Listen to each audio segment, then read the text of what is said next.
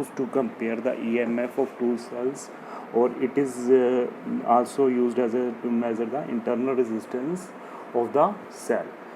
So the principle on which is lying that potentiometer is that when a constant current is passed through a wire of uniform cross section area, the potential drop across any portion of the wire is directly proportional to length of that section. What he's saying, the principle is that when some constant current pass through that wire जिसका area है uniform, that is let's say कोई भी area है, the potential drop V that is directly proportional to the length. Okay, this is the how the principle.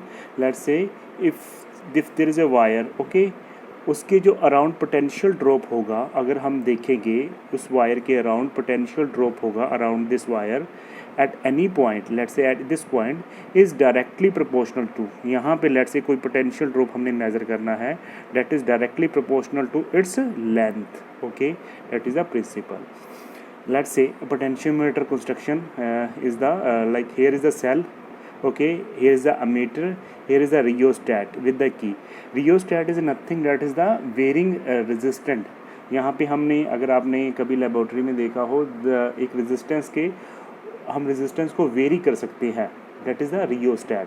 एक box होता है, यहाँ पे की है, तो between that B and A these are connected, ammeter, cell, rheostat and another key. After that these are the some type of the junctions. okay, ये सारे जो हैं हमारे वुडन बोर्ड पे कनेक्टेड होते हैं. ये आपकी मैग्नीन की जो कांस्टेंट की वायर होती है, ये वाली जो वायर लगी हुई है, ये जो वायर दिखा रखी है आपको, यहाँ से ये यहाँ तक 400 मीटर है. यहाँ से स्टार्ट हुई 0, 100 से, फिर यहाँ गई 200, फिर यहाँ से 300, फिर यहाँ से 400. तो ये वायर टोटल 400 की अप्रोक्स होती है. It can be more than that. यहाँ से कैसे पता लगता है ये 100 है, यहाँ पे नीचे एक स्केल लगा होता है, वुडन का स्केल लगा होता है, यहाँ से लेके यहाँ तक ये इसकी स्केलिंग होती है.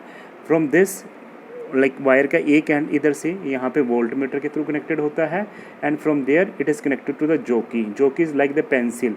अगर मैं उसको कहीं भी मूव करूँगा तो यहाँ पे ये डिफ्लेक्शन शो करेगा. Okay, so V is equal to IR of this cell. Okay, R we also know is equal to rho L by A. Okay, if we put the value of R from here to here, the V is equal to I into rho L by A. So the value comes out to be V is directly proportional to the length. So potential drop इस wire के around potential drop क्या होगा, जो इसकी length के proportional होगा. अब हम लेंथ कैसे मेज़र करेंगे, यहाँ पे स्केलिंग दे रखी है, ये हम यहाँ से स्केल से नीचे देख लेंगे कितनी लेंथ है, तो कितने पोटेंशियल ड्रॉप हो किसके इक्वल होगा, जितना इसकी लेंथ होगी. सो एप्लीकेशन से इसके बारे में ज़्यादा पता लगेगा. First application to compare the EMF of two cell. Same arrangement है बट यहाँ पे एक चेंज है. अरेंजमेंट में चेंज क्या है बेटा, यहाँ पे दो सेल लगे हुए हैं जिनका हमने EMF कंपेयर करना है. तो ये एक सेल है, ये दूसरा सेल है. इसकी अरेंजमेंट है with the galvanometer, resistance, fix resistance box. ये वेरिंग वाला है, ये फिक्स वाला है. यहाँ से आगे जोकी से कनेक्टेड है. तो पहले हम 1 और 3 को कनेक्ट करेंगे तो ये फर्स्ट सेल कनेक्ट होगा. अगर उसके बाद हम दूसरे सेल को कनेक्ट करेंगे तो ये 3 वाला ये जो लिंक है यहाँ से यहाँ कनेक्टेड होगा. So firstly we compare the EMF of these two cell. Let's say हमारा X है रेजिस्टेंस पर यूनिट लेंथ. जो X क्या है, रेजिस्टेंस है per unit length. Then let's say किसी पॉइंट पे ये जो हमारा गैल्वेनोमीटर है जोकी को मूव कर रहे हैं. गैल्वेनोमीटर जो व्हीटस्टोन ब्रिज का प्रिंसिपल था, हमारा बैलेंसिंग लेंथ कैसे आती थी, जब ये जीरो डिफ्लेक्शन शो करेगा. जब ये जीरो डिफ्लेक्शन शो करेगा तो क्या होगा, तो वो लेंथ को हम मेज़र कर लेंगे. लेट्स से L1 है वो बैलेंसिंग लेंथ, जब हमने सेल ये लगाया है. सो EMF किसके equal I, that is the I into internal resistance. I into internal resistance होती है. इंटरनल रेजिस्टेंस यहाँ पे क्या है, रेजिस्टेंस पर यूनिट लेंथ. तो लेंथ के साथ मल्टीप्लाई कर देंगे तो क्या बन जाएगा, वो रेजिस्टेंस बन जाएगा. तो वो लेंथ कितनी है, बैलेंसिंग लेंथ L1. सिमिलरली जब हम अरेंजमेंट यहाँ से हटा के यहाँ पे कर देंगे तो क्या होगा, 3 और 2 को आपस में कनेक्ट करेंगे तो बैलेंसिंग लेंथ लेट से L2 आ गई, किसी और पॉइंट पे आ गया. यहाँ पे गैल्वेनोमीटर 0 शो कर रहा है तो वो L2 हमने मेज़र कर ली स्केल से. सो आफ्टर दैट EMF कितनी आएगी, I इंटू इंटरनल रेजिस्टेंस. वही इंटरनल रेजिस्टेंस क्या है, यहाँ पे internal resistance per unit length दिया हुआ है, तो अगर लेंथ के साथ मल्टीप्लाई कर देंगे तो इंटरनल रेजिस्टेंस आ गया X into L2. We divide both the equation E1 by E2 is equal to L1 by L2.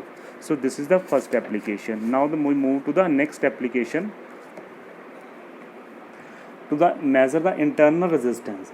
इस सेल का हमने इंटरनल रेजिस्टेंस मेज़र करना है। ओके, इस सेल का जो ये लगा हुआ है, तो कंस्ट्रक्शन सेम है, इस पॉइंट से ही डिफरेंस है। यहाँ पे सेल लगाया हुआ है, गैल्वेनोमीटर है, रेजिस्टेंस है, रेजिस्टेंस बॉक्स है, ये जोक की लगी है, और यहाँ से एक और कनेक्शन है जो एक हमारा एक और रेजिस्टेंस लगा हुआ है, लेट्स से एस है, और इस केस में ये की लगी हुई है। पहले हम क्या करते हैं, फर्स्टली इस की को ऑफ रखते हैं। अगर इस की को ऑफ रखेंगे तो करंट यहाँ से पास होगा। ओके, ये वाला सर्किट हमारा ऑफ रहेगा। जैसे हम इसको ऑन करेंगे तो ये सर्किट ऑन हो जाएगा। तो पहले हमने firstly we just put the key off, we firstly key K2 is out, E is the EMF of the cell whose internal resistance is to be found.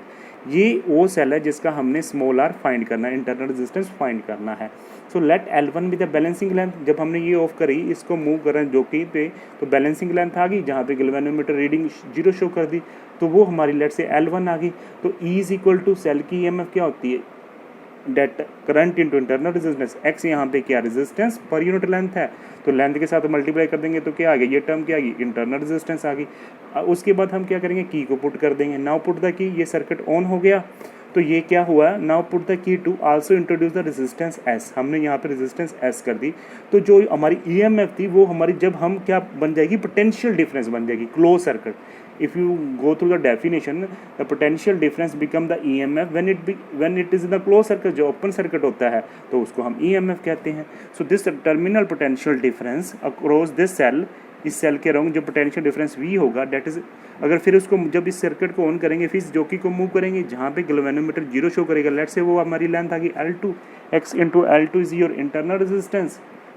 Okay, because X is the resistance per unit length, L2 is your balancing length. ये हमारा I वही current pass कर रहा है, तो 5 और 6 को हम डिवाइड करेंगे तो E/V आ गया, XI कट गया दोनों तरफ से, XI इधर से, XI से ऊपर L1/L2 आ गया। Equation number 7।